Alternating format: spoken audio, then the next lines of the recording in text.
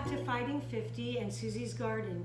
One of my last videos I showed you how to grow basil. So today, as promised, I am going to show you how to store it.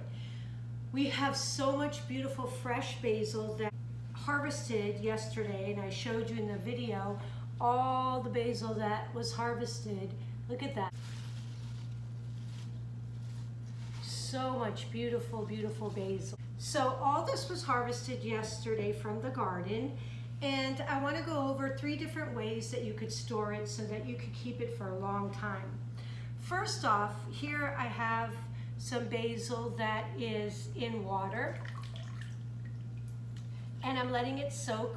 I've washed it several times. I let it soak, and then you're just going to drain it so it's fully drained. Smells so good. So once you have thoroughly washed your basil really well, you are going to dry it. So you're going to take a plate and paper towel.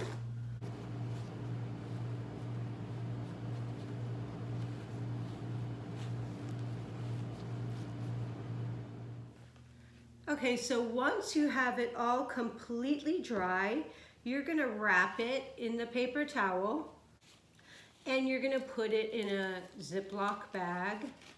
Leave the Ziploc bag open and just put it in your refrigerator. I like to always write the date that I put it in, and it's good for 3 or 4 days. And there you have it, fresh basil right out of your refrigerator.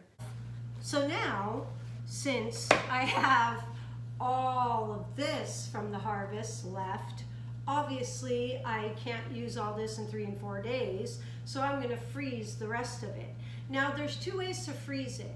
You could either blanch it, so you let your water boil. As soon as the water is boiling, you throw the basil in for 2 seconds. Now you cannot leave it in there for more than 2 seconds because it will ruin the leaf. So you basically throw it in, take it out, because that's 2 seconds. Throw it in, pull it out. When you pull it out, you put it in an ice bath. Now, that's kind of a little bit time consuming to do. So if you don't want to do it that way, you do not have to blanch it. You just simply, I go through and I go picking the leaves. I inspect each one, even though I washed it very well. I go inspect each one. So I have a whole enormous bowl to pick through. So I'm gonna go picking through them. Again, inspecting, making sure they're well washed, that there's no bugs, there's no eggs, anything from the caterpillar, because we definitely don't want to include that in our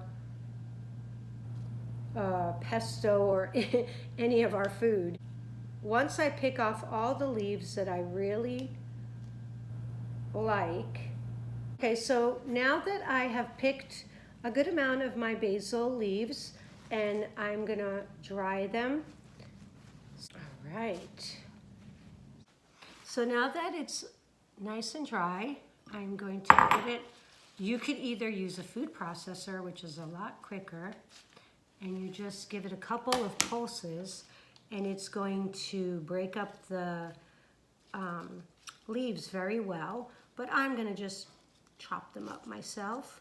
So I just basically pile them all on each other, and I'm going to just cut them up.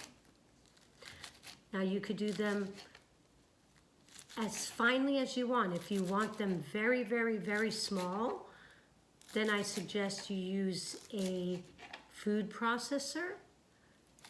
But if you don't mind having them a little bit more chunky, which is what I prefer, and then I just remove the bigger ones, and you'll see you don't have to be a great chef to do this, which I'm not a great chef. I do love to cook, and I'm going to share a lot of wonderful recipes with you, but I'm not a professional chef. So mine is not finely chopped. It's coarsely chopped or even a little bit more than that. You could see right there. And then you are going to just add olive oil.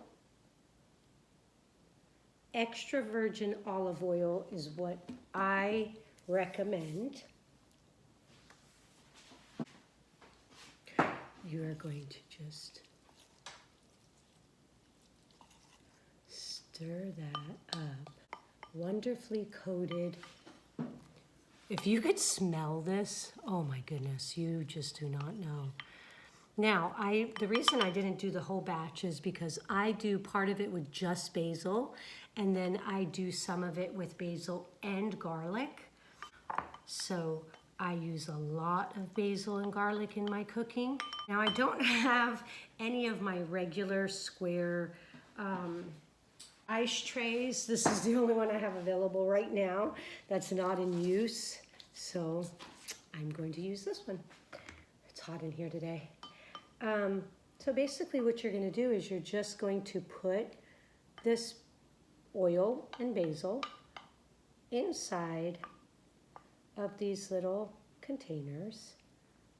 You top it off with a little tiny, I'm going to pour it in here because I don't want to spill it all over the place. So then once you have it in the tray, you just top it off with a little bit extra oil.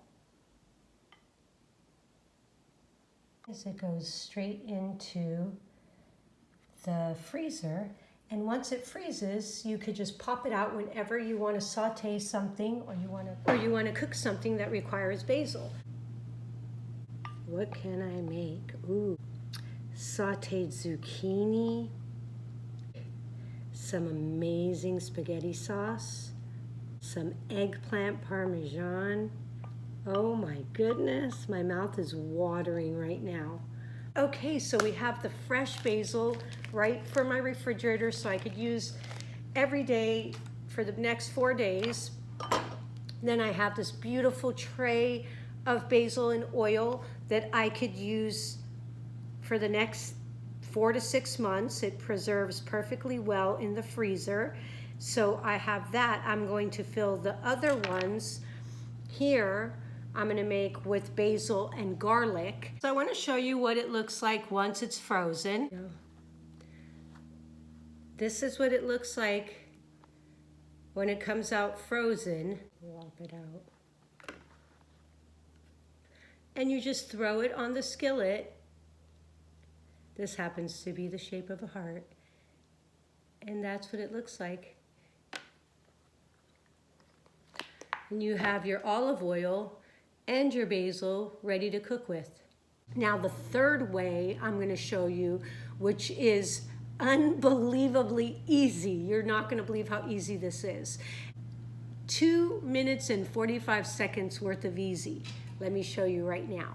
Okay, so for our third way to store basil, we're going to dry it. We're going to wash it in the cold water just like we did the first time. Dry it just like we did the first time for the other processes. You just need to make sure that it's fully dry for this one. You want to make it nice and dry. Now that the basil is perfectly dry, we are going to take it to the microwave, and you're just going to put it in the microwave.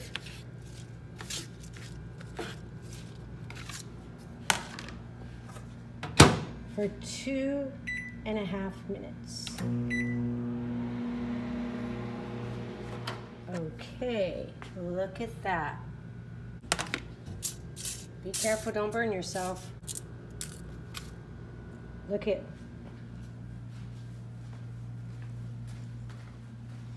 Smells divine.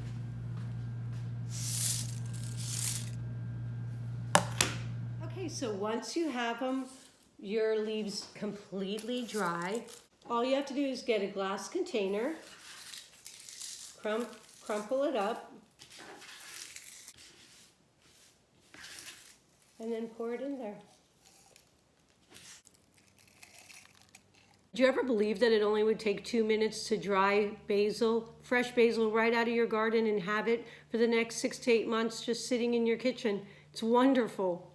Okay, so now all you do. So I want to tell you a few weird ways to use basil. Now, you probably never heard of this, but this is something that I do. I get a little bowl and I put all the little stems of the basil that I'm not going to use in my food, and I keep it stored in the refrigerator so that my refrigerator always smells delicious. You could even also sprinkle a little bit of baking soda on it to keep it fresher longer, and the smell in your refrigerator, every time you open it, you just get a whiff of fresh basil. It's fantastic. The purple basil is so absolutely beautiful. You could use it as a garnish to just add right on top of your dish because it's just so pretty. So there you have it, the 3 ways to store your basil and have basil all year long. I hope you enjoyed the video. I hope it was helpful, and if it was, give it a thumbs up. I really appreciate when I see those. And subscribe if you enjoy my videos. Ring the notification if you want to know right when I post, because I do post a lot almost every day. And I hope to see you back. Bye.